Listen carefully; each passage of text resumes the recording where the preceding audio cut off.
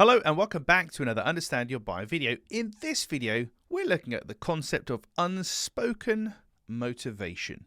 So what is it? Well, the sad fact is, some of your buyers are working to unspoken motivations that they're not going to share with you. So these things are unspoken, but they're things that they probably want to be seen to be doing. So the two kind of prime examples for me are hiring diverse talent, or seen to be being a diverse company, or seen to be being a green company. They might not actually genuinely care at all about doing those things and the impact it will have, but they do care about the reputational impact of those things. So to make the sale, we need to be aware of these motivations and to adapt our approach accordingly. How does it work? Well, it works because, like I'm saying, there's some companies only pursue diversity or green energy just to look good. For example, they don't care about the positive impact of their actions, they only care about their brand and being seen to be doing good or ticking the box. We're doing it because we have to do it. If we didn't have to do it, we wouldn't bother.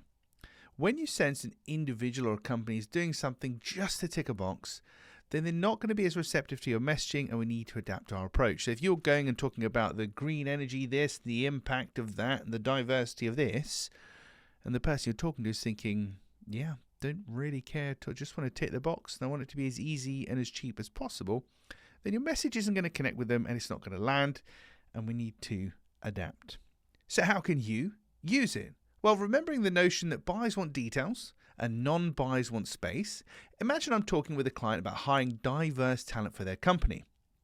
When I talk to them about the amazing community impact this is going to have and non-Russell Group universities, yes, you'll have to look that up, I did too, they might seem to be unfazed by this and unreceptive. So buyers want details, non-buyers want space. So talk about the actual real cool impact of diversity, they're not interested.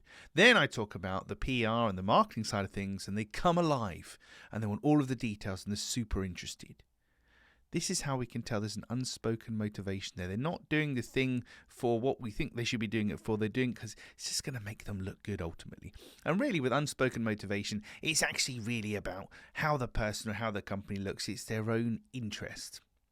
Now, from an ethical point of view, you need to decide if you actually want to work with businesses and individuals that are blatantly only doing things to look good. They're not doing it for all the right reasons.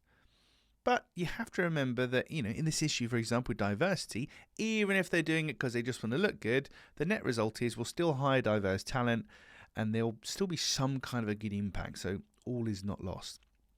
Now, some examples of unspoken motivations might be a business wanting to be seen to be doing something, a business wanting to do something just because they have to. We've got to tick a box. Yes, we have to be part of this scheme, or we have to do this and do that. And they're just ticking that box. It could be an employee. So you're talking to somebody within a business and they're doing something because they want to look good. They're trying to get promotion. They have a selfish motivation. And I suppose that's the other way of looking at this. Unspoken motivation, selfish motivation.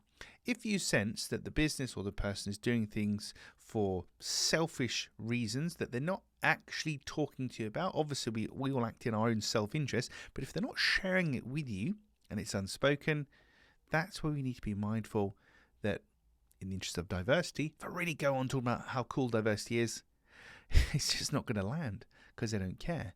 But if I talk about the PR and the marketing, the brand side of things, that is what's going to connect with it.